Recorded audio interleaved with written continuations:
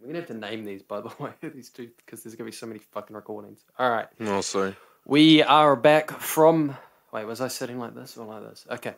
We are back from the break. One more time.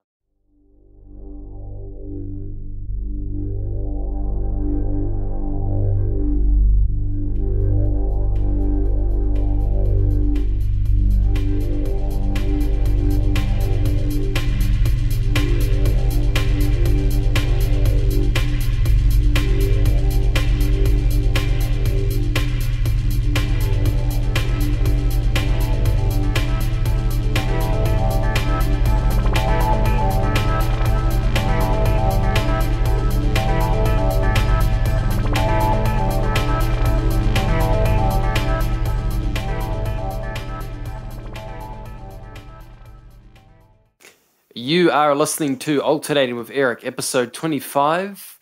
And if you guys haven't checked it out, we have an episode up on the YouTube, a live video episode from Armageddon Expo. It's our first ever convention review, and it's from an actual convention in person. I know, it's COVID. You can't believe it, but you should really check it out. It's probably the only crowded event you're going to see at the moment.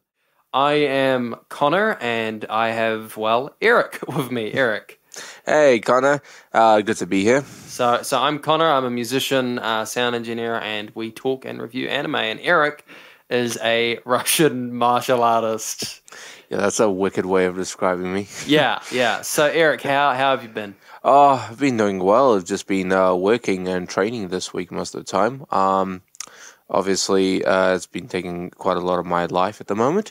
But where I've managed to have a break and just have some time to myself, I've managed to watch a movie called Train to Busan and also watch a series on Netflix called The Umbrella Academy. And what did you think of The Umbrella Academy? It was all right. It's probably not going to get as many as many riveting reviews as, say, Titans. But it's still a decent thing to watch. And only two characters were in there that I liked the most, which was a character named Number 5 and a character named Klaus, which are just hilarious to watch. And you recently watched Train to Busan, one of my favorite Korean movies. And we're gonna get into some spoiler talk here. So what did you think of the movie, Eric? Just in general? I thought it was great. It was a great movie. It gave me a more of a 28 Days Later vibe. Oh, yeah. But I guess where it was better was there was a far more compact scenery to it. Obviously, Train to Busan is literally the story of a zombie breakout. And on a all train. this, a zombie breakout on a train. That's the main twist of it.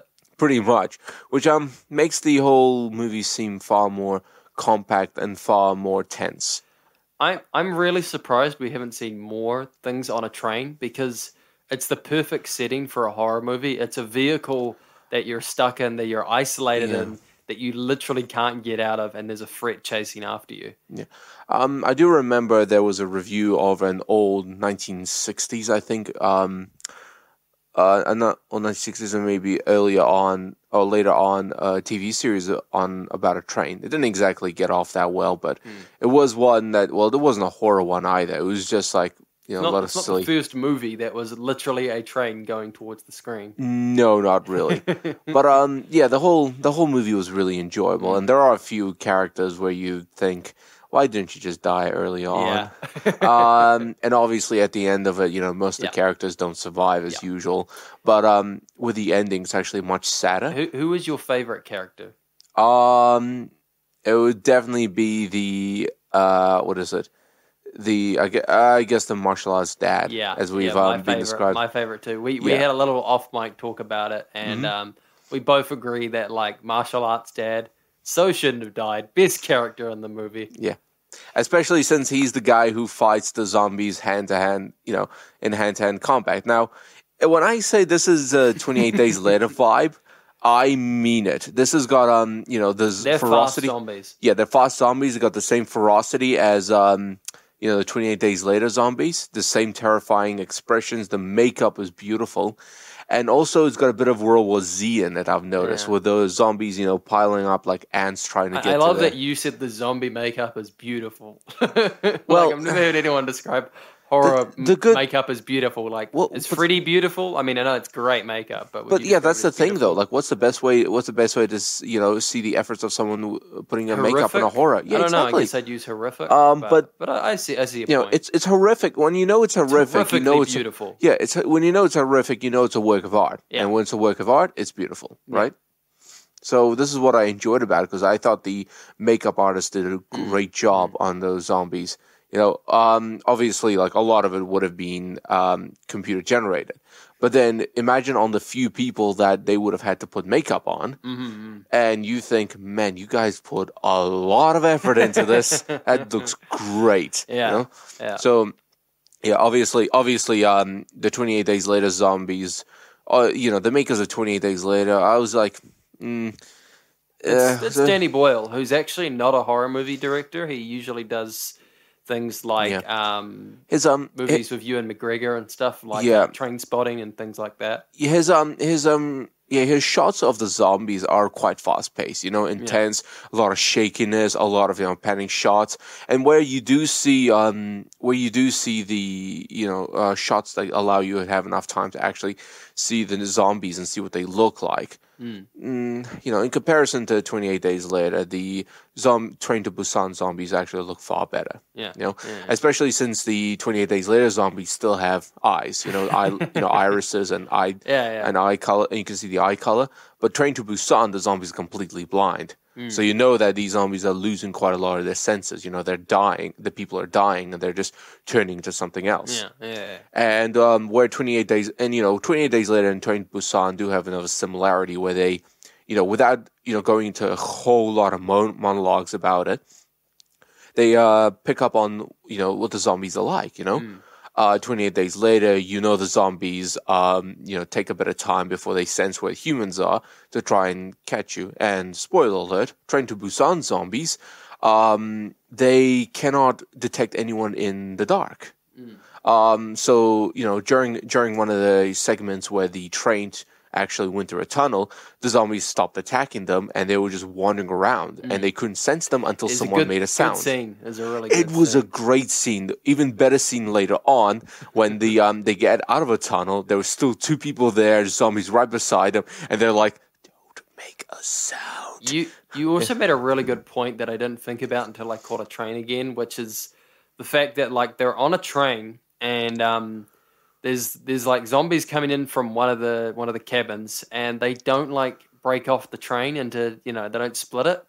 Which you're right. Like, they should totally just split the cabins, and then the other train go, and the people I guess it's just the way those trains are built. Perhaps there's a special mechanism to be put in place. It's mechanical, though, from what I've seen on our trains. I don't know what Korean trains are like, but I'm pretty sure you can separate them pretty easily. But I guess because this is but I guess it can't be that simple, right? There isn't a lever, in the middle like in the movies where you just lift it up and this could be a plot hole or something. There's horror movies always have little things like, or maybe this why is something the cell phone tower not working suddenly, stuff like that. Or maybe one other scene during when they were watching YouTube videos of what's happening. You see these helicopters carrying zombies around, and a few of those zombies drop down. And you think, you're not helping. Just fly away somewhere else. You're just spreading the disease. Oh, what a bunch of morons. But obviously, where we have the martial as our most favorite character, I think we both know that the businessman is our most hated character. Wait, which businessman? You mean the dad, or do you mean like the guy who's trying to go back and see his mum? Like the guy who goes back to see his mum. I didn't realize that was his motivation, because I think that was like a bullshit thing to put in, because his motivation up until that point, I think he's supposed to be like a mama's boy, like a spoiled brat type guy. But the thing is, an older man who's still like a man child. I think that was like the main thing they were trying to go for it. But the thing is, it doesn't work out if we get an indication that all he cares about is being, the important CEO and businessman that he wants to be. I don't know why they put it in there, but it was a bit of a waste of time. You've always got to have like that in a zombie movie, though, because zombie movies aren't just about like it's a monster, it's attacking us. Yeah. They're usually like they're like a symbolism for commercialism or something like that. Yeah. And then you always in those movies want to have like, yeah, there's zombies outside, but the real fear is like what happens when we have a zombie invasion. What like the people around us, like what do they do? That's the real, fear. I for one would get the fuck out of there. I'm taking the black guy move and not aboarding that train if I hear like a creepy. I'm like, hey guys, I'm getting off the train. See you guys later. Like I'm breaking a window and getting the fuck out of there. Of course, yeah. Like the whole movie was enjoyable, and I think the one part of it where or actually, I would kill that whiny business guy. But like, you know what? Let's throw that guy at the zombies because he's been a dick right now. Because I think we do a lot better about him. Yeah, because I think in terms of horror movies, if you were ever caught into that one of these situations, the people you are most likely have to kill at the beginning are one, the businessmen who think more of themselves than of others, the religious nutcases, and basically the manipulators. Yeah. People The problem is, though, those asshole people usually are the manipulators as well. That business guy, if you noticed, manipulated a lot of the people on his side. Yeah, and he just tried to use what he can to block the door to stop others from coming in, which was a bit of a dick move because he's apparently like made everyone think that he's an expert on zombies. He's also a dick as a zombie as well. Did you notice that? Like every other zombie, like was even when he was a zombie, he's like, no, I'm gonna bite you. I'm still gonna be like an asshole to you guys. And he was in control. You could tell he was slightly in control. And he's like, no. I think it's that process of slowly turning into one of those zombies, because we know that even from there are varying degrees of speed to which they turn into zombies. But here's the thing: that guy, everyone should have realized how fast people turned. Yeah. So when they were let in onto the carriage, it's like, well, they haven't turned yet. What the hell are you doing? So yeah. So you've been playing anything? No, just mostly the usual. World of Warships and War Thunder. Obviously, I haven't exactly been putting that much effort into my World of Warships event because I've been trying out a aircraft carrier that I recently got. So it is the IGN Hocho, and I'm just giving that a go. I think it's actually one of the first aircraft carriers built by the Japanese Navy during World War II. Oh, cool. So I've been trying that out, and it's extremely hard because I still can't get the planes to work properly. Yeah. And the other matter is trying to go around the map and avoiding everything else that can kill you, because basically your main armaments are AA guns, which is not useful. So I was just trying to think. So I've been just playing through Persona still. I got back on it because I took a wee break because I've been editing so much of this video. Last week I just spent all of last week. I've got Resolve now, and I've been using that to edit videos. And we've got this video, that we've just put out. Maybe in the future we might do some more video content. Let us know what you think, so we can decide on doing more of that. But we're gonna branch out and do a couple more different things with the podcast. I've been thinking so far, like we're not just we do reviews. I really like our review channel, but we're gonna put up some like audio commentaries and some let's plays maybe. And maybe even some you might have noticed like there's some music up on the YouTube page. There's like some of my old podcasts. We'll put those in different playlists, and we might have some non-weeb content up there, as the kids say. But I've been, and Eric's giving me that like, what the fuck are you saying? Look, so yeah, I've been not replaying. I guess I am kind of replaying. I'm playing Persona, and I'm up to I finally finished Naruto on level 47, bitches, because I didn't get up to level 53 or whatever it is that you're meant to for the game. I'm on a lower level, but fuck it. I just kept on trying different things out, and I managed to win. So, yeah. So I've been doing that, and I've been watching Doom Patrol, and oh my god, Doom Patrol has just been very good from start to finish. They made some changes to Cyborg's origins and his storyline, but I really like what the actor is doing with this performance. I don't know how to pronounce his first name, so I'm just going to say Wade is doing like a fantastic job, and I'm looking forward to seeing more of him, not just in this but in other shows as well, because he's just doing such a good job. And what I like with this version of Cyborg, they've kind of treated his tech like it's almost a lot of the characters, not just him, but Cliff, who's Robot Man. A lot of them they've really taken a lot of mental health sort of angles with it, like migraines and things like that, and it's they're really making Cyborg have these sort of battles of his tech where he's almost having like these migraines and other like mental sort of problems, and it's just really interesting angle they're taking with the character and how they're presenting it. And what I've found from watching this show, and I don't know if you've read any of the Doom Patrol or seen any of it, Eric, and he's telling me no. I actually have watched a couple of clips on YouTube. Just the live action or any of the other stuff. Just a couple of clips revolving around one of the characters called Danny. Yeah. So Danny one of the clips is of apparently him entering into a house where he would get supported for whatever is wrong with him. Yeah. And he gets put into the sealed room because I don't know. So he got his face burned during a plane crash. Okay. So did Danny Street? I don't know what exactly clip you're talking about, but Danny. It was It was a season 2 clip. Okay. See, I haven't seen that. So I watched a couple episodes of season 2, but I'm a little behind. So and I missed season 1. I accidentally watched season 2 first, the first 3 episodes of season 2.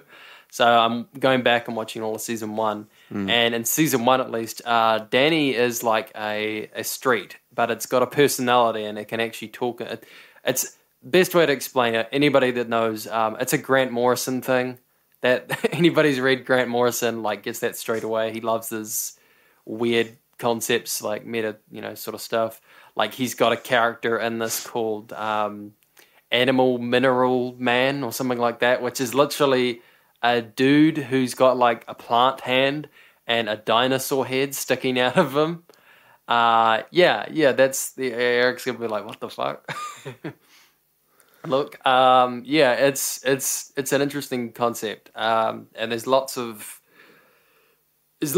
really interesting concepts with the Doom Patrol, just with what Grant Morrison did. I find I like his run a lot more. I've gone back and read some of the issues, and that's what they're taking from a bit with this version of the Doom Patrol. Like I've seen some of the Doom Patrol in other media, like in the animation and stuff, and I find usually, with the exception of when they've joined it up with the Teen Titans, I usually don't really like the Doom Patrol that much. But I found recently the version they're doing that's borrowing from Grant Morrison's run, which is like really getting deep into a lot of psychological angles of it. It's just fascinating, and I'm absolutely loving it. And I'm going to continue watching that, and I'm watching the controversial. Let me say that again. I'm watching the controversial show at the moment, which is Uzaki-chan. I didn't think that would be the controversial anime of the season, but it is. Uzaki-chan, that sounds familiar. Uzaki-chan is the one where it's about a dude who has like a friend that basically like picks on him all the time, and it's funny because like the first couple episodes, it's really clear that he just doesn't want her around, and she just keeps on coming around, and she's like, "Oh, you're a loner, aren't you?" And he's like, "No, I just like being by myself." And she's like, "Yeah, that's totally a loner thing to say." And she keeps on picking on him for like being by himself and keeps on hanging out with him all the time. And I don't know, I find all the humor is just really funny. There are like some weird boob jokes and other things that they added in, and like just some weird fan servicey stuff. But there's no actual fan service in the show. Like there's no panty shots. There's no like tit. Well, there is like a tit like move, but there's no like There's no bra or anything. There's no heavy nudity. There's no heavy stuff. Basically, yeah. There's no actual nudity. Not even in the openings or endings. It's like pretty tame for the most part. So like most of the jokes are just about like Uzaki-chan making fun of like the main character, or like poking fun of him, or wait, are they in a classroom and she keeps making no. You're thinking of there's another show where yeah, it was that's yeah. a girl and there's a dude like making stuff. No, this is a girl picked like they're in college. That's why it's kind of controversial. She's meant to be like in her 20s or something, but she's short and she's got big boobs. Okay. So like every anime character that's meant to be 20 something that's short and has big boobs. Oh my god. But I would say like she's not and she looks like maybe 16 at least. So like it's not as bothersome as some other shows I've seen. But that's like the big controversial thing. People were like, oh, it's pedophilic and all this. And it's like, yeah, well, like that's not the point of the show. And I feel like people aren't actually like getting why people like it. It's not just because the girl. Or if they like the girl, I think it's just like the humor of it. Like she's just a really funny character sometimes. Like I've seen ANN, Anime News Network, put a review up, and it was just them. They got the worst review person who was just like, I didn't find a single joke funny in this episode. I don't get what's funny about this. The fans, and it's like, okay, Jesus, man, could they not pick someone who like had somewhat of an interest in the show, or like? So it's just like a full on. Seemed like he just was trying to shit on the show. So is that like just a full on negative review? Yeah, and well, he was doing a review of each episode. And what's funny is he finally found one episode funny, and it was only one joke, and it was the only joke in the show that I thought went a bit too long and wasn't that funny. What was it like? It was a joke where the main character is like they're talking about ice cream or something. The main character's like, I can't eat this type of ice cream, and so she like all of a sudden gets like super shonen and is like talking about how like the mint ice cream is like the secret thing, and she does it. It's really funny for like a couple minutes because it's like a totally out of character like moment. And then after 5 minutes, you're like, "This is going on a little too long." Like, yeah, it's a good thing. It's a good joke because it relates to you. You always have arguments with people about what your favorite ice cream is, and so if it's out of character of you to start having an argument, if it's out of character because she's like getting super serious and super melodramatic, and it's funny, but it just goes on for too long. And most of the jokes are like pretty short and snappy, which is like my favorite joke in the show. And I don't like talking about this sort of thing because I feel like when you explain a joke, it's not that funny. But my favorite joke, just because I somehow found it relatable, like I feel like I've had a moment like this with a friend where she comes over like because he's sick, and she's like says she's gonna like take care of him and look after him and all this, and she does, and it's like a sweet moment. And then like she screws it up. Well, he's like, oh, I'm gonna go to sleep now, and she's like, all right, I'll leave. I've just got the train's gonna be. It was like the train's gonna be late or something like that. So he's just like, oh yeah, you can just like quietly play a game or something, and then Quietly play a game. well, like you can watch the TV or something. And she's like, oh yeah, I'll keep quiet, and then I'll leave. And then like maybe about 2 or 3 hours later, she like wakes him up. She's like, hey, I can't beat the boss of this game. Help me out. And he's like, I'm trying to sleep. Oh dear. So I love that. There's lots of like types of jokes like that where it's just one friend being a dick to the other friend. Yeah, I don't know. I like the humor a lot. So, and that's a controversial thing to say apparently at the moment because. Yeah. Well, because the female main character apparently looks too young, has big tits, and that's really pissing off a lot of people. Well, I'm not sure what people should be pissed off about because... And it's also because they did use it for marketing in Japan for like a medical thing. Okay, that's what a lot of things are done gets for. Used for that. I don't know. This is just stupid. I do find it weird people have some kind of problem and issue like that because there's a lot of animes where characters are drawn who are quite young looking. Yeah. So it's like for this to be a controversy, I'm just thinking, okay, let me list you 200 other animes and mangas also, that actually. I'm just going to get into this right now because I won't get into what we're doing this week yet, but we've got a topic this week, and we're not reviewing something. We've got a topic. We're going to talk about our past of getting into anime and manga. So this week I went back and watched some of the old shows that I watched. And one of them was a show called, I think it's called Karen or something like that. It's Karin. And it's about a vampire girl who, like, she has nosebleeds. She's a reverse vampire. Oh. And you know what's funny about this show? First episode, like, reasonably tame. Then she has the nosebleed. Then the ending comes and it's like, okay, it's kind of tame.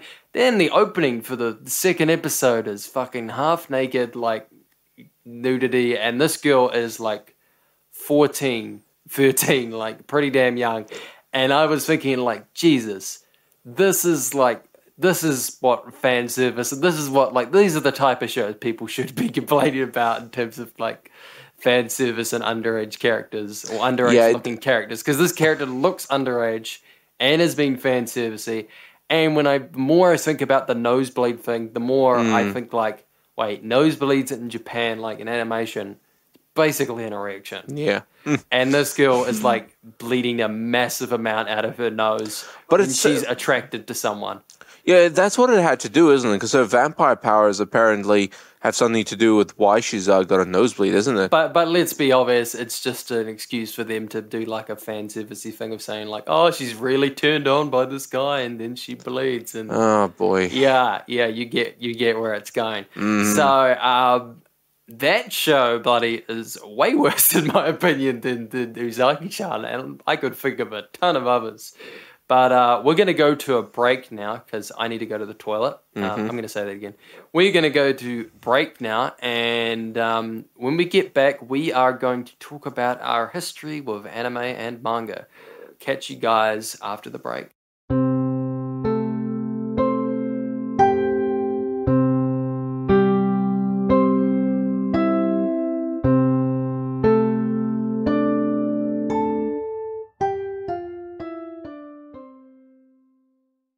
We are back from the break, and we are going to talk about our backgrounds with anime and manga, how we got into this predicament, I don't know however you want to phrase it, how we got into this geekdom. Eric, how did you get interested in this sort of stuff? What was, like, your first I have never been experience? serious. I have never been serious about this stuff until I pretty much just met you. Obviously you're the one who kind of, got me into this stuff and, opened me up to a world beyond what was what I originally watched. A whole new world? Yeah, a whole new world. A new fantastic point of view. No one to shut tell up. us no. Shut up. It's just weird now. Yeah. No. It was more the matter of, getting interested in stuff where I usually watch mainstream things. So, Pokemon. So you grew up with it as a kid, like I did? I wouldn't say as a kid. You spent some time in Russia, obviously, as a kid. Yeah, but I've never watched any sort of animes over there. Did it not air? Did you not get Pokemon, Dragon Ball Z, things I like that, don't Russian believe. television? This is the weird thing. There's always some kind of weird thing with Russia and whatever Western media was introduced.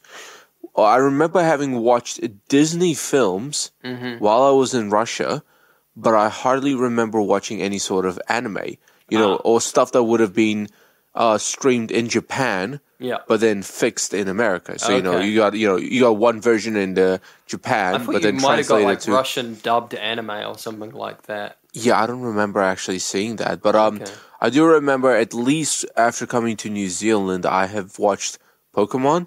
I've watched Cardcaptor Sakura, Yu-Gi-Oh! How old were you when you came here? Like 8. Okay. So I've watched mostly the commercialized animes, the ones where they would definitely have a product of it, up for sale. So we'll just state this. I think it's pretty obvious. I mean, we've made this clear. We're both from New Zealand, by the way. So anything we say, like, I'm going to mention, for instance, I watched most of my stuff on TV3. I don't know about you, Eric, but do you remember TV3? Did you watch? Oh yeah, I remember TV3. Yeah, wow. So one thing we definitely didn't have that I know every other anime fan background is, like, I watched Toonami. I didn't have Toonami. I don't think you had Toonami either, did you, Eric? Toonami. Yeah. No, I don't think I did. See, Toonami was like a cable thing here. You had to have Sky basically to have it. UK listeners and Australian listeners will know what that is. Sky is just like our cable equivalent. Yeah. And basically I wasn't poor growing up, but I wasn't rich either. So, and you know, we were mostly told to like go outside most of the time. We didn't get cable till I was maybe, we didn't get Sky till I was like maybe 13, 14. So I didn't watch like any Toonami whatsoever. And also I was that good kid who didn't stay up, past his bedtime. So, if we did have Sky, I wasn't going to stay up till 12 in the morning watching Yu Hakusho or something like that. Yeah. So most of like my anime was just on regular TV, and me and Eric both experienced it through TV3, which aired. Let me just look here on my notes. So it aired Zoids, Card Captors, Dragon Ball Z, Yu-Gi-Oh, Shaman King, Pokemon, One Piece, and a whole lot more. But so you remember watching TV3? Oh, I definitely remember watching TV3, and I remember watching those ones. But as I said, my most memorable What cartoon... was the first one you watched?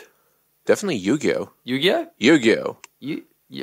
I somehow Not managed... Pokemon? No, sorry, Pokemon. Yeah, but yeah, so Pokemon was my first one. Yeah. And then it was Yu-Gi-Oh, Cardcaptor Sakura. And then I can't remember watching One Piece on TV3. That's the funny thing. Okay. I don't even remember watching Naruto on there. I do remember watching Naruto's also... 2007. I think that was for us as well when it came out. Okay. Oh, well, I would have been too old to kind of... Oh, no. Not too old, but I maybe lost my interest in watching something like that. Yeah. But I do remember watching stuff like that. I even remember watching stuff like Beyblade. I was just going to bring that up. Yeah, I remember watching Beyblade. That was, the opening You remember and Metabots? the whole... Metabots? Metabots, yes. Metabots! Yeah. So we are fist bumping right now. Metabots and Metabots, Zoids, and were like the shit. Beyblades was like the one everybody watched, but I think like we just liked it, kind of like how we just liked Yu-Gi-Oh because it was a game. But I think Yu-Gi-Oh we liked it a little bit more because of the opening? Because I was so disappointed when I bought my first Beyblade and nothing came out of it, like on the show. Oh, I'm sorry, but unfortunately you weren't playing it with friends. See, the way I remember that when Beyblades came out, that was a big thing. Yeah. Before the Yu-Gi-Oh fad, the Pokemon... Should we say what Beyblades is? Because I don't think anybody... Oh, yeah, that's right. US probably had it. Beyblades, so Beyblades are these little spinning tops, okay? Yeah. So, but the way they function is there's another device on top which launches It's like a trigger thing. Yeah, pretty much. It launches them to a degree of speed and lets them spin around much faster. And so the object of this of Beyblade is to get these two spinning tops to crash against each other. First one to stop spinning is the loser. And get one out of the pit. And it was kind of cool. I remember we had they had like a tournament for it at Armageddon. I didn't go that year, but that was I was there. And apparently there was some pretty cool tournaments. And then my dad actually built us like a Beyblades arena to play in. We used it twice and then he had to chuck it out. I will mention this, that more than twice I have had Beyblade tournaments at my school. Oh, so really? back in Muritai, me and at least half a dozen other kids, we used to own Beyblades. It didn't even matter if you bought it new or old. Yeah. It was still a lot of fun. And instead of a pre-built ring that we had, we used the top of an old oil drum. I'm not kidding, okay? We basically got an old drum, propped it up, and during lunchtime we went, Beyblade! It was a whole ton of fun. But I remember just being really disappointed that because the big thing that made the show kind of cool for kids was there's a tiger that comes out of the Beyblade. They have spirits, and the spirits fight each other while the discs are spinning. Yeah, your imagination ran way wilder than And now mine. I look at it Yu-Gi-Oh was this as well, but definitely more so this show. Maybe even Metabots a bit as well. They were totally just shows to sell toys. Well, the thing is, I've never seen a Metabot toy, really. Really? being I had sold. one. I had a Metabot toy. I never had one or seen one I had a couple. sold. I mean, you could say that for Zoids, but Zoids had a plot. Like Oh, in no. season 1, Zoids had a like actual plot. Season 2 of like BitCloud, no, that was kind of like I look back at that and it's like, wow, he has a lot of transformations. And then I look at him like, yeah, that's just them trying to sell the different models of like, you want your Liga Zero with the green armor, you want your Liga Zero with the blue armor. It's like, yeah, of course I do. I want my Liga Zero to look bitchin'. Yeah. And that one has cannons and that one doesn't. I mean, the best thing about the Zoid toys, at least, is that you can take apart different bits and pieces of it, switch them up and switch them up. Yeah, and I thought, oh, this is like brilliant. You don't need to keep buying a new toy as expensive as the one before because of a change. You can just keep the same skeleton and just change the bits and pieces. Yeah.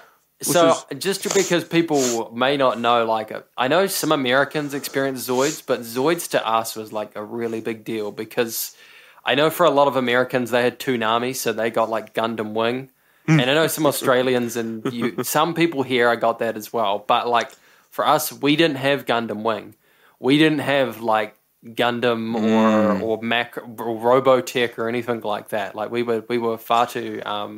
I don't want to say old. We were young, but like we were not that generation. So our like mecha show was Zoids, and the first season of Zoids has a legit storyline like that flows through. And then the second season, as I said, is like buy our toy.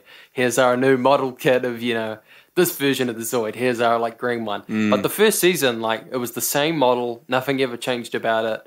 They did introduce other Zoids, but it didn't seem like it was just trying to sell you like a different toy. They had a legit story. And like for us kids growing up, that was the shit. That was like our serious, mecha show that we got.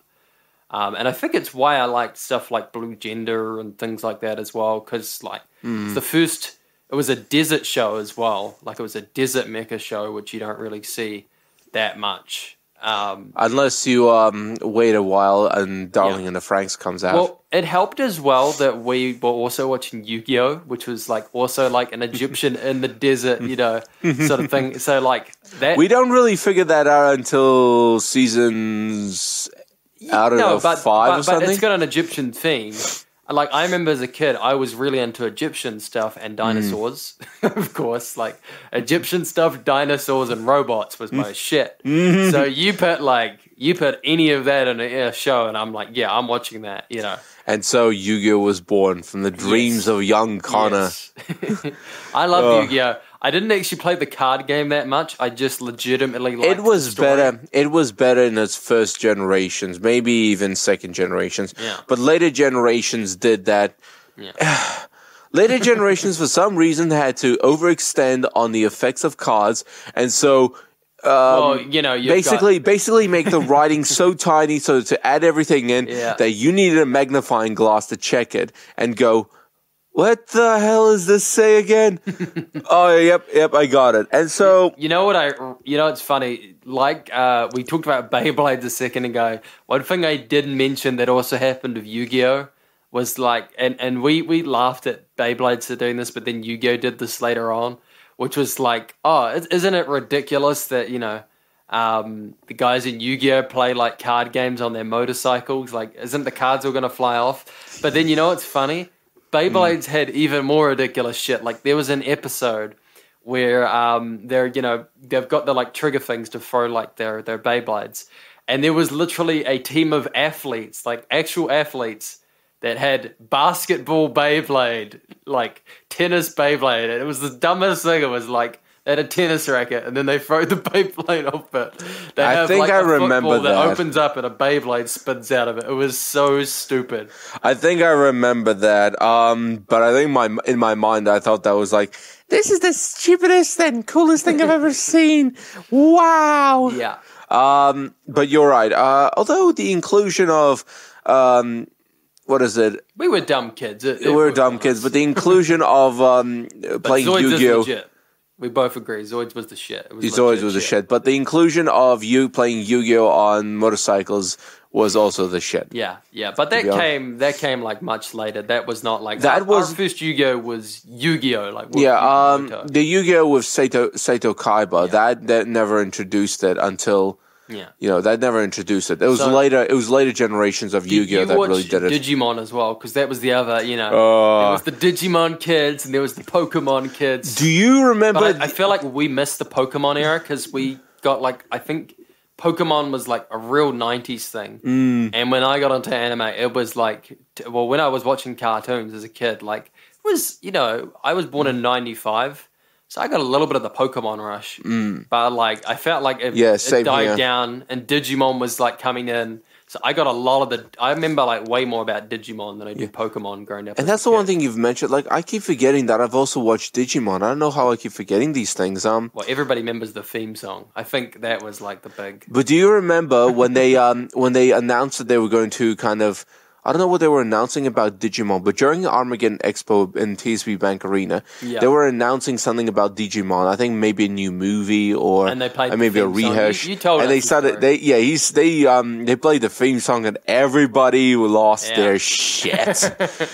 And that's basically how great Digimon was. But I do remember I did like Pokemon because did you have any VHS of these anime you like any cartoons or anything on VHS? Yeah.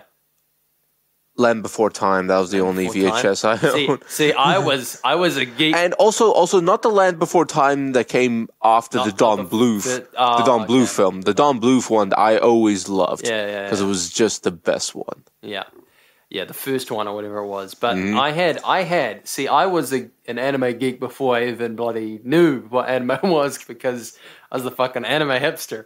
Because I had a Pokemon VHS tape.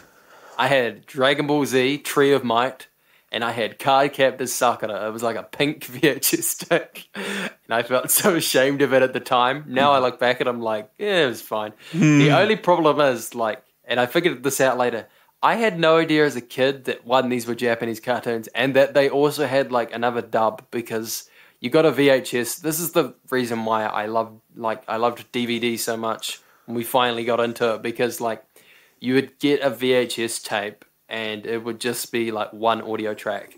Yeah. You would have to, you couldn't, do you remember VHS at all? When you had to fast forward and you just got the line across the screen that went, just keep going down. And you couldn't just skip to another scene. You had to wait for it to rewind to the next section. Hey Connor, you do remember that I'm actually 2 years older than you, right? You're 2 years older than me, but how much anime did you watch on VHS? Way less than you, apparently. Yeah. See, I had more than enough, and I had quite a bit, and I still saw some when I was going to conventions when I went in 2005. Because I watched all these shows. I watched Zoids. I watched Pokemon. I watched Shaman King. That was the one that we all talked about, and I didn't really know what any of this stuff was. I had the tapes, I had the toys of a couple of things, but I just saw them as any other cartoon. Except to me, the thing I noticed is these cartoons seem a lot more serious. They're not treating me like a kid, and they're not just all comedies, because every cartoon I tried to watch either had an art style I didn't like, or it was just a straight comedy. There was Ed, Edd and Eddie, Dexter's Lab, Cow and Chicken.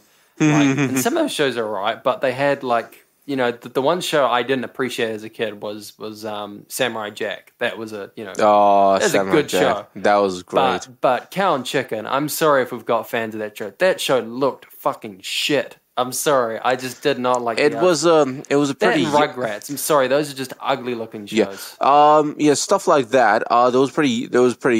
They weren't really appealing to look at. I think the only reason I even watched them is because I was bored out of my mind and didn't know what to do. That was me too, but I just didn't like the look of them. I didn't like the humor in them. I think another show I think I was a Nickelodeon kid more. I liked SpongeBob and things like that a bit more. Yeah, and another show to kind of put into that category is Cat and Dog. I kind of liked Cat and Dog weirdly a little bit. Yeah. I just only watched it because I was bored. Yeah. I didn't like Angry Beavers for some reason. I don't even remember Angry Beavers. Yeah. It's there weren't bad cartoons, but as a kid, I wanted to be an adult. I wanted to be the age I am now. And now I look back and I'm I'm actually not ashamed of my age, because I'm looking forward to when I can I'm looking forward to growing up when I can tell kids to get off my lawn. Okay. I don't know. I try not to be, I think there's lots me of neither. cool I don't know. milestones as you get older. But as a kid, I was like, I really wanted to be an adult. I thought that was the coolest thing. I thought like people treat me seriously. I want so much respect. No. I'm now like 20. I'm now in my 20s. I'm like, no, that's not the case. 25. No, unfortunately, that's never going to be the case. But I thought that as a kid. And so, like, that's what I wanted. And so I loved these shows that, like, to me, were treating me like an adult. Looking back, some of them didn't, because we had a little company called 4Kids that was doing our Yu-Gi-Oh! And our Shaman King and One Piece and all that. And I'd say Shaman King's the only one that I like from that era. Like, Yu-Gi-Oh! I kind of don't mind because Yu-Gi-Oh! Is a dumb show, so I don't really care that it has a dumb dub with it as well. The American one definitely did some things better than the Japanese one. The opening's better. I'm sorry if I piss people off. Yu-Gi-Oh! Japanese opening sucks. Shaman King Japanese opening sucks. Sorry, they're better openings. And the Pokemon opening is actually not that bad, but the dub opening obviously is legendary. So, they did a good job with their openings until they got to One Piece. But I'm mostly just like, I think the Shaman King, I went back and actually watched that, and that dub like holds up pretty good. I think the performances matched like the style of the show, and they actually did a lot less editing to the point where I think that show got them in trouble, and that was why One Piece kind of got fucked over, like, in terms of editing. Jeez, that's weird. That's just a weird thing to hear. Did you see any of the One Piece, like, 4Kids dub? A little bit of it. But that was later on after I read maybe 50 chapters of One Piece manga. See, so yeah. Yeah. See, as a kid, I liked the story. Like, I liked the characters, but it felt kind of off. And it wasn't until like I got the new dub and the ability to watch it in subs where I was like, yeah, this is better, as it's, this was not meant to be edited. Shaman King, like, there's a couple things was like, oh, yeah, I can accept a couple name changes here or there, but it was a decent show. It was a fun show. So you said that when you met me, that was when like you discovered like what anime and manga was. Like, you didn't know. I didn't really know the terms for it. I didn't know the more in-depth view of how, of this sort of media, of this, brand of media. Because for me, anime as, if you ever asked me what anime was, alongside, anime is something from Japan, and, it kind of looks like this, I would immediately go, oh, you mean like Pokemon, Cardcaptor Sakura, Shaman King, Yu-Gi-Oh! What was the first, like, thing you picked up that you knew was manga or anime? Like, you definitely knew, and you seeked it out? Oh, again, probably only after I met you. Okay. You were reading Bleach when we first met. That's what I remember. Oh, yeah, I probably just picked up I probably picked it up because I thought... You were looking for like a comic and you just went into that section? Because at that point... library. We met at our high school library. Yeah, because I think at that point I was just randomly browsing through DC and Marvel comics. Yeah. Obviously I'm a big fan of Ghost Rider. Yeah. I kind of just came across these comic book volumes, and I thought, let's have a look at them. Oh, this is interesting. See, me and you have a similar sort of thing, because I think Naruto came out sort of when I found out what manga and anime was. Like, someone in my class, like, that was the last, because I was about maybe 10 or 11 or something, or maybe, it might have been actually 11 or 12 when Naruto came out. And it would have been, I went to my first convention at about like 2005. Didn't sort of know what anime and manga was, but I was starting to like get an idea that there was this other culture. We went to the library in town with my school, about like 12 or 13. 11 or 12. And I picked up a volume of Keikaishi, and I didn't know what it was. I just thought, oh, this looks interesting. This looks kind of like the art I've seen, like, and it was by these Naruto books. So of course I was gonna, because I became a fucking Narutard. I'm gonna say that, like, for most of my teens. Oh dear. Especially like 13, 14, and like, oh. So, of course, like, every anime route I went down was like trying to find stuff for Naruto. Like, finding fan subs was because I was looking for Naruto fan subs. Finding manga was because, like, I was looking for Naruto manga. I read the Naruto manga, read the Keikashi one, got to the back, saw the word manga, like, just in there, and saw, like, Shonen Jump and all that stuff. Oh, Shonen Sunday, I think it was printed in. And I was like, what's this manga stuff? And internet was on, like, kind of dial-up at that time. Like, it wasn't... Well, we had, like, shit internet, you know. we had the data caps. That's the one thing these Americans... Yeah. I think it got better with at Rongatai as the years went on. You probably had better internet than me growing up, because I was on data caps for years. What was I on? Because I remember Rongatai never had a dial-up until Were you watching anime and manga at Rongatai, like going to the library and... I read manga at Rongatai on the computers. Yeah. But I never watched anime because they'd catch me out for it. See, I never did that. But I did have limited internet when I was growing up. So see, that was me. That was me. And so I just Google searched what manga and anime was. And when I found that out, like, I tried to watch them. And I found my internet data, like, went very quick, and I did not have enough, like, to watch many shows. So I watched, like, maybe a couple shows, and I don't know if Eric went through this phase, but I watched a lot of, like, stuff on YouTube and clips. Yeah, me too. Part 1 of episode 5 of Naruto. No, the thing is... Subbed or into Spanish or something like that. Well, here's the thing. I watched Bleach, and I managed to avoid that issue by finding full episodes on YouTube. Ah. Yeah. Subbed or dubbed. I never found full episodes, so I had to, like... I had to Google search again. You just really had to put effort into finding this. That's the thing. I had to Google search again, and I didn't even know that there was the sub option for a long time. I was watching everything dubbed because I didn't know, like, these were dubbed into, like, another, dubbed originally into like, Japanese. So I eventually, like, I went into Google, typed in Naruto episode, whatever I was on, watch. And, like, I scrolled down, I found a page. I'm pretty sure one of them gave me a virus or something. Like, these were dodgy sites I went on. I definitely saw some images I probably wasn't supposed to in those pop-ups. You know what I mean. There was some pretty dodgy pop-ups on those, like, Yeah, I know what you sites. mean. Yeah. So I was like watching, Naruto, and then I found like the sub option, and I was like, oh, sub, and I like clicked on it, and I was like, oh, these things are in Japanese, and they're like, there's more blood in these, and there's more, other stuff. Like, it doesn't seem as censored on some of these shows. So I ended up watching like a ton of stuff. I ended up watching Love Hina, and that was like. That was the one show that my family didn't care what I watched, but my brother saw me watch one episode, and he's like, what are you watching? Because there was that was the first fan servicey show I saw, the first harem show I saw. The guy, like, what's funny about that show?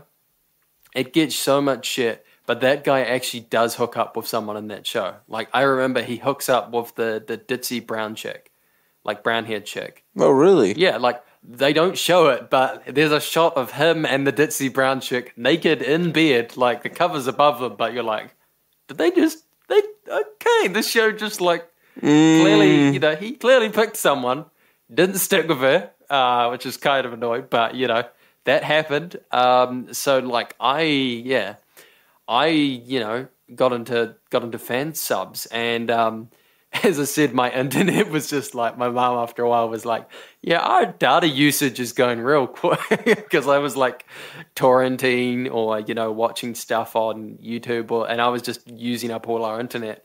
And so eventually I was like, I need to find another way to watch this without using up all my internet.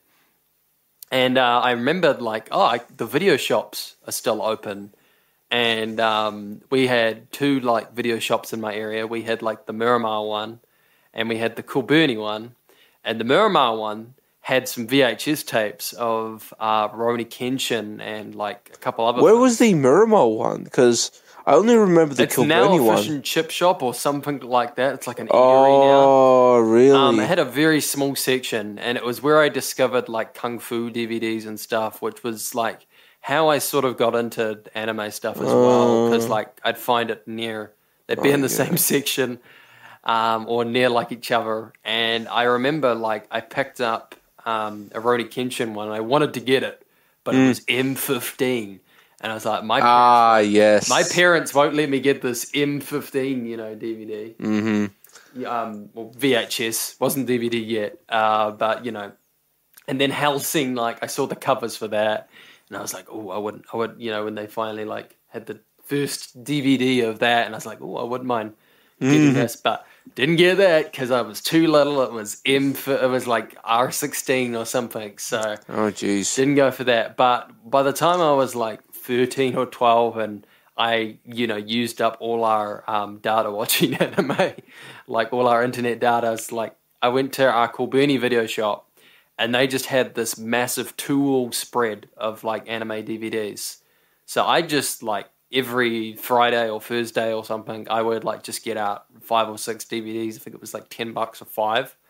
So I would, my mum didn't seem to mind me getting out like 5 or 6 DVDs a week, and sometimes that would change. Like I would get 3 anime DVDs and then like 2 horror movies or something.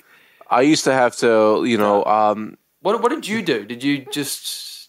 Honestly, I've never really borrowed that much unless it was games. I used to always borrow games, and that's about it. When it came to watching anime episodes, I definitely tried finding things online. Yeah. So, because even with my limited data, I managed to find things on YouTube, on free anime sites. It did help that I think I also gave you and a couple other people like anime stuff I had downloaded. Like I'm the bad guy who shared all my stuff. Well, you at least gave us better stuff than anything we could find. I remember trying to download a few episodes of Cardcaptor Sakura, and ended up having video files that were smaller than my thumb, which was just like ridiculous. I remember trying to download anime music on LimeWire and getting like the wrong songs. Yeah, that was never the best. But it was actually a lot of fun because I never really started hoarding anime DVDs until later on in my life. Yeah. Like currently, I can't say that your is as extensive as your collection. I was a nerd, and I wasn't the best with social stuff. I went to gigs, and that was probably the most social thing I did that wasn't anime adjacent. I was doing theater for a long time, so that was like the only other thing I was doing that wasn't this stuff. But when I had free time, man, it was just like 5 or 6 DVDs, maybe some time on YouTube, like binging some anime if I had a little bit of data left. But I watched like a ton of stuff just via DVDs. They had so much ADV stuff. I watched like Gilgamesh and Full Metal Panic and Excel Saga. And I found out about all of these because I would watch one, and then they had the trailers, the promotional trailers. You remember like watching those when you got yeah. And that was basically like the best way to sell you on a product. You'd watch that and you'd be like, oh, that opening looks really cool. Or like, oh, that show looks really cool. Like that fight scene looks awesome. I'm gonna rent out like the show and watch all of it. So yeah, I just like really, that was my like big way of discovering a ton of shows around that time. Yeah, I haven't exactly. What is it? My discovery of a ton of shows kind of limited me to, focusing on one show and trying to find out more about it. It's why I've extensively been a massive fan of Bleach. I was never a Naruto-tard. Yeah. I was okay with Naruto because you were a Bleach tard. Shut up. Me and Eric, by the way, like both bonded over Bleach. That's how we met. Like, that's kind of why to this day, even though I can admit it's not the perfect show, like I kind of can't completely hate it because I got a really good, like, me and Eric became really good friends out of it. We've both, like, cosplayed at least one or more characters from it. Yeah. We didn't play the games, but we definitely watched a lot of episodes. Actually, I played Bleach Soul Resurrection I a guess bit. I played the DS one or something. I don't remember which one that was, but I definitely Bleach played Soul that. Resurrection was the game that came out in the, I think, early 2010s. Yeah. I played that a little bit, but that was like when it was when video stores and gaming stores allowed you to preview a game. Oh, yeah. For free, and then they stopped doing that for some reason. But I had to go at it for a bit, and it was okay. I'd have to agree with some of the reviews telling me that it was a bit clunky here and there, but otherwise it was pretty fun at the time. Obviously, it was more of a what is it? What is Dynasty Warriors type gameplay? Oh yeah. So, single character, lots of enemies, just bash them. But it was still quite fun because they Sorry, keep going. Yeah, it was still quite fun because it included, everything about each individual character. Their fighting style, their special moves, the voice acting as well. Yeah. They only set it to dubbed voices, but it was still pretty good. Oh, okay. Yeah, it was still pretty good. I'm surprised it wasn't Japanese, but Oh, you could choose Japanese as an option, but I think they set it to default dubbed. English, Yeah, default dubbed. Yeah. Did you? Because I play a lot of Dragon Ball Z games. I would go on record as to say, like, except for a couple of the new modern ones that have came out for the PS4, I have played probably almost every single Dragon Ball Z game that has came out before then. Unfortunately, I have only ever extensively played Budokai. Yeah, but I played the shit out of those Budokai games. They were fun. Budokai 3 is still like the shit. But what I wanted to ask is, we were both like getting into this stuff. Did you, like, with the first couple shows, did you give a lot of, was there, like, I know for me, there was, like, a point where I stopped giving shows, like, a pass, because, like, the first couple shows I watched, I just gave everything, like, a go, and just, like, I was like, oh, it's anime, whatever, like, just watch it all, and, like, watch all the episodes, and not do, like, I didn't do the free episode thing at all until, like, I got to one show, and I was like, okay, from now on, 3 episodes, like, no, I never did that. It was for me. Because when did the honeymoon phase in? When did you realize, like, it's a good genre, but, like, there's some shit in it, It was pretty hard for me to know that, because I've managed to completely watch because I've managed to completely watch stuff like Cardcaptor Sakura, Digimon, the first generation, Shaman King. I've managed to watch completely. And the only shows I've never really been able to finish up or stop were Pokemon, because I got bored of it eventually. Like, I never even saw the last episode of Pokemon. When Ash, Misty, and Brock were still around. Okay. I've never gone beyond, the first generation of Digimon. Yeah. I have. I tried and just couldn't get into it. I honestly couldn't, finish Yu-Gi-Oh! Completely. I haven't even finished watching the episode where Yugi and the Pharaoh were, dueling each other. Really? Yeah, never even saw that. Okay. In terms of anything else, like, I'm not even going to try and finish the, Bleach, One Piece, and Naruto anime, One because Piece is going to take a while. Well, it's also the fact that all three share, because of, like, the mainstream, the big names. Yeah. They all share similarities in having filler episodes to allow. They've gotten better with that now. Now you can go, like, a Wikia and you can just look up, like, what's filler, what's not. Which is good. True. Or at least watch it, or at least read the whole manga, watch the anime, and then check and see what's actually included. I'm pretty sure Bleach as well did the one nice thing and didn't throw filler episodes, like, in the middle of an arc, which is the thing that pisses me off more. Like, I don't care if you want to have a filler arc, like, after, like, a big major arc, because you need, like, time to fill while the author writes the story or whatever. Like, I don't care about that, Rurouni Kenshin can have, like, a third whole filler season, because they already did, like, 2 amazing seasons, and I can just go, okay, I just won't watch any of the third season. Naruto, I can just be like, okay, I can skip, like, this and then just go to Shippuden. Bleach, I can be like, I can skip the Bound arc and go straight to the next arc afterwards, because They usually didn't be like, oh, that stuff in the Bound arc is totally relating back to the main story, you know. They usually just, you know, it was like kind of like someone going, Bound arc? When did that happen? Like, no one even acknowledged that, like, the filler arc shit happened. So, you know, you could literally just skip over it. And, you know, I find that's like the same with One Piece, except I don't know if you notice this, but they'll sometimes just throw like a random filler episode in. And it's so fucking annoying when you're like watching a really good arc and it's like, oh, there's a random filler episode in here. They've done it extensively with Bleach. During the Arrancar arc, they've thrown in maybe 2 or 3 filler episodes in, not episodes, but portions, portions of episodes. So you'd have, in the middle of an Arrancar arc, you'd have 3 episodes about a soul, 2 children's souls who need to rest, but one of the children turns out to be a hollow and tries to eat everyone. Or another one where the bull-headed lieutenant has to, grow his hair out so that some girl who loves bald men would stop annoying him. And it's just these ridiculous things. It's just like, some of these characters are so cool you can actually take them seriously, like Byakuya Kuchiki or Kenpachi Zaraki. Like, they're awesome characters you can actually take seriously.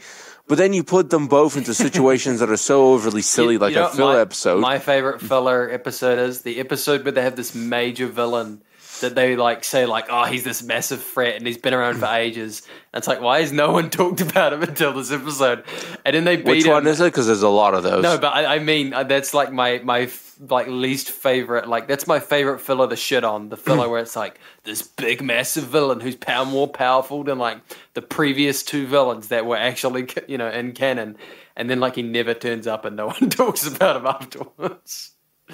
Like movie villains. Like the perfect example was like the Bleach movies.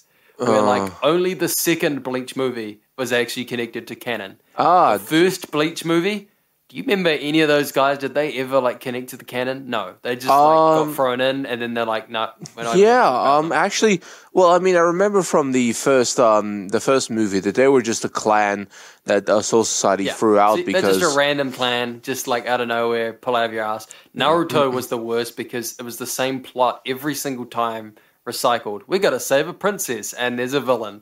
And they're from the made-up clan of... something different. Or the made-up country that you don't have a proper map about. Yeah. Like, at least with Bleach, there's where everything is. You know where Karakura Town is. Yeah. You know how Soul Society is set up. You know even, like, the different worlds in between. They would just add a different piece of land or, like, another island or something. They'd be like, we're going to the forest that's in between the Sound Village and the other thing. And in between there is the...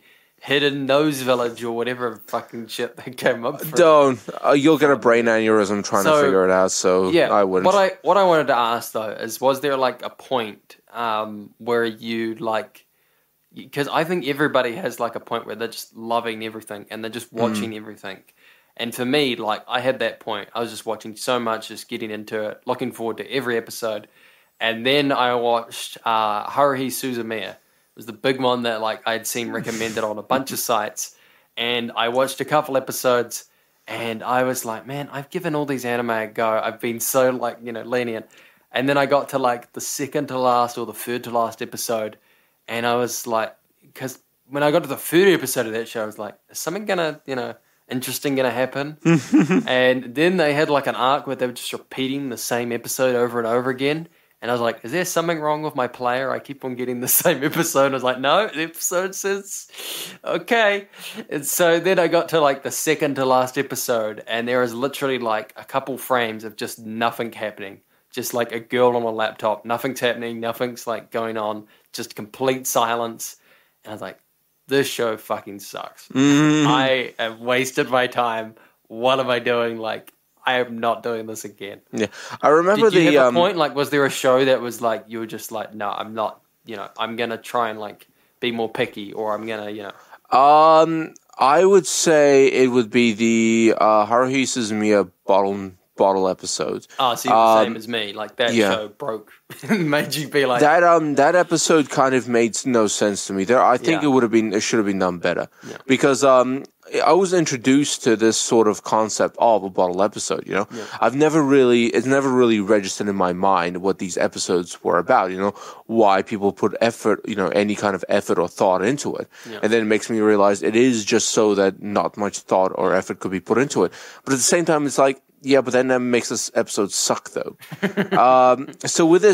In regards to that bottle episode, I didn't enjoy it because it was just like, so you're supposed to have a show where you're only kind of, limited to just one location with no other sort of locations intermittent or kind of connecting to each other, and just make a show from that. But the thing with this episode, it just wasn't well done. I don't think it was. For me, I just felt like that was like a point where I was like, okay, like the only other episode I gave more than 3 episodes to was Trigun, because I now like I love the show and I think the first 3 episodes they're actually pretty good. But when I watched it the first time, I just didn't like the first 3 episodes, and then like I just kept on going because it's like maybe this show will get good, like, and I was like, I hope this doesn't do a Suzumiya, and then I kept on watching and I was like, oh no, this is really good, and it just got better, like it just kept on getting better, and then they introduced Wolfwood, who's like my favorite character in that show, and it was just awesome. Like I was just pleased with the ending, pleased with everything, and it was like that was like the one show where I've done that, but every other show it's like no, like after that. It was after that and after I watched Ava as well, because I was like, I felt like something was going with that show, and then they just had like an ending that it actually does make sense when I think about it, like the ending. It's a guy having a mental breakdown, but I do think it's a stupid ending. Oh dear. I've never actually watched Trigun, to be honest. I watched bits and pieces of it. It's good, but it's mostly the comedic stuff. So I know it gets serious. Yeah, it probably does, but I've never really had them. I guess we might do an audio commentary on it. Maybe just something different.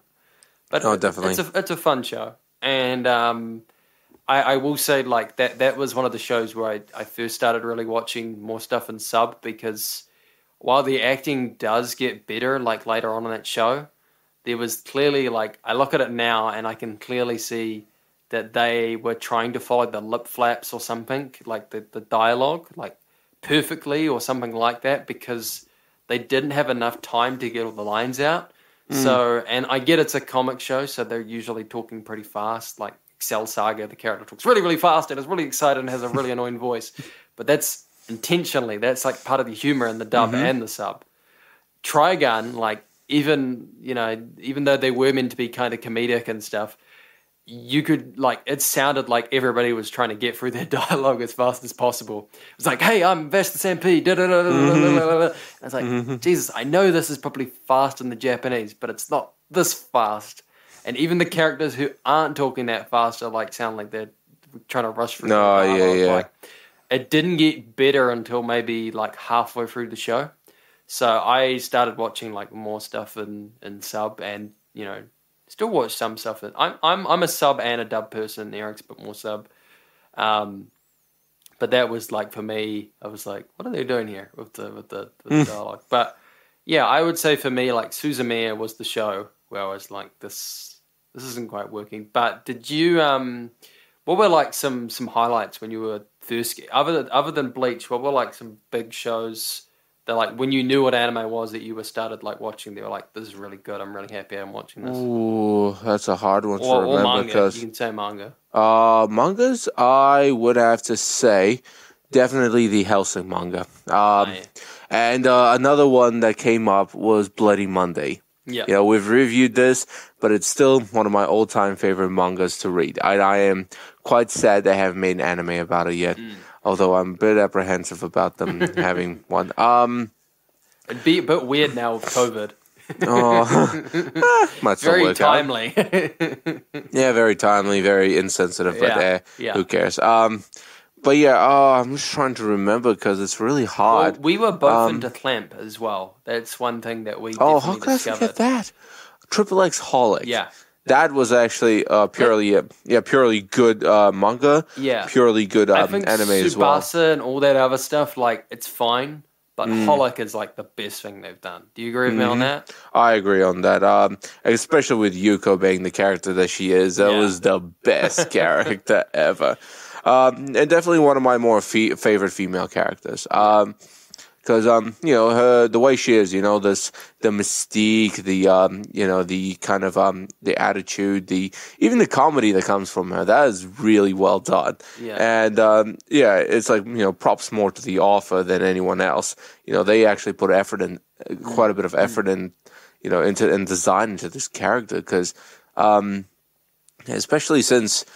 The one incredible thing I think they've done about this character is how tall they've made her look among everyone else. I think it didn't help that in the anime, for some reason, everybody got like an extension in their height. So everybody was like freakishly tall versus in the manga where it's like, no, everybody's kind of like reasonably tall. Like some characters are tall, but they're not like fucking giants. But I think with the case of Yuko, I think that actually built more on the strength than anything else. Because she was definitely the main character. She was the important character. She's the one that held all the answers. She made sure people were aware of what's actually going on. So I think that they did really well with that. Yeah. I guess the companion to that, Tsubasa and Cardcaptor Sakura. Yeah. It was cool that they intermingled like the things, but the main story was not that great. Of Tsubasa? Yeah. I thought the art was really cool, but like the main, like the costumes and stuff were cool, but like, did you really give a shit about all those characters and what they were doing? A little bit. I gave a little bit of the shit about those characters, but then where I gave less of a shit about was when they started kind of, where I started feeling that like they were deviating from the main story. The Clone Saga or whatever it was. Something like that, because their main purpose for this whole thing was to revive Sakura's memories, from Tsubasa, so that she's able to remember everything and doesn't have to die. Yeah. Which they did for like, a bit. Yeah. And they explored all these cool worlds where people had different powers, where different rules were initiated, where some people could be all-powerful gods, but other people were, weak as hell. Yeah. And it was just so cool to explore. One of my favorite cosplays as well, because I did like Sharon with the big green cape, and that was so cool. Oh, I don't even remember you doing that. There's a fun one. I had a brown wig on as well. No, I never really cosplayed anyone from Tsubasa. I would have, one point. It's cool character designs. I just think it went too long, and they just lost the plot after a while. And Holic's like that too a bit, but Holic, like, man, the story is so but good. Holic is pretty much just like Keikashi, in the sense that it kept to its elements. It knew what it was, but at the same time, it included more mystery and a far bigger picture than what was already happening. Because they introduced main characters, but you can't keep the main characters doing the same thing over and over again.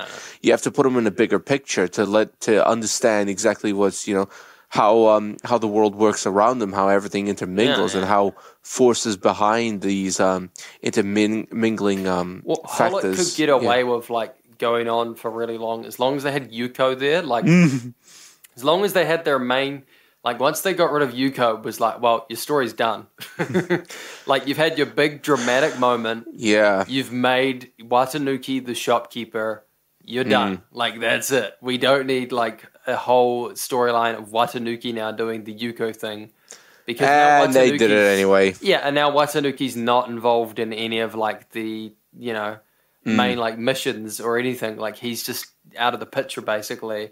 And Domiki goes and does it. Or it's just, like, a really long conversation. It's like, this isn't Holic anymore. Yeah, I got bored after that. I didn't really see any. The only cool thing about that is the fact that they brought back, if you watch the Blood Sea movie, they had Watanuki as the shopkeep, like, in one scene. Was Blood Sea in the same universe? Yeah. You're kidding me. Yeah. Clamp always, like, connects their stuff. I didn't know Blood Sea was Clamp. Yeah. Oh my god, I didn't even pay attention to that. Yeah. Clamper's like always trying to like connect the dots of all Wait, that stuff. what about Blood Plus? Is that part of it? I don't think so. Oh, I think like Bloodsea's like a spin-off of that. okay. Clamp like the only thing that Clamp's done that like they didn't connect up with any of their other stuff is Code Geass. Like that's the only thing where they're not like, you know, chucking the Luch and Holoc or anything So like hang that. on, Code Geass is also It's drawn by Clamp, but it's not written by Clamp, if I believe so. Oh, now it's making way more sense. Oh, by the way, they actually did quite well on the mecha designs, at least in Code Geass. I don't think they did the mecha designs. I think that's somebody else. Because really? that's usually what anime is like. Like someone else does the mecha designs, and someone else does the character designs. Okay. Like if you ever seen Macross, they had one guy did the mecha designs, and they had one guy did the character designs. Okay. That's why the mecha and the character designs, you know, most of the time that's like the case. So I think that's probably the same with, you know, Code Geass, which I didn't mind, but I'd seen like a lot of other mecha at that point, and I also like for some reason everybody was comparing that like in Death Note. It was like they were having like a death battle, Death Note versus Code Geass. Which side are you on? And I was like always the Death Note group because I binged watched all of Death Note, and Eric still hasn't fucking seen the whole thing of Death Note. I got bored with the manga. Did you read it at all, at least? I got bored with the manga. I'm sorry. I really did. I guess you could say the last half of Death Note isn't great, but Jesus, man, it's such a good fucking... You need to finish it. I think it was great up to a point for me personally, you know. And then after that, I was just like, "Oh my god, would you people just stop talking?" Yeah, anime and manga does not know when to end sometimes. And speaking of ending, we're gonna call it a day because this has basically been our history. Hopefully, you've got to know a little bit about like some of our taste and stuff. Yeah, I generally now would say like my favorite stuff is supernatural and dark stuff. Usually, Eric's is he likes fantasy sometimes. He did like some you really don't want to tell people what my actual interests Eric are, liked do you? some of the tits and boob stuff. Oh, come on. And on that note, we're going to call it an end of Alternating with Eric. Yeah, because I need to smack someone for 25. something. Catch you guys later. See ya.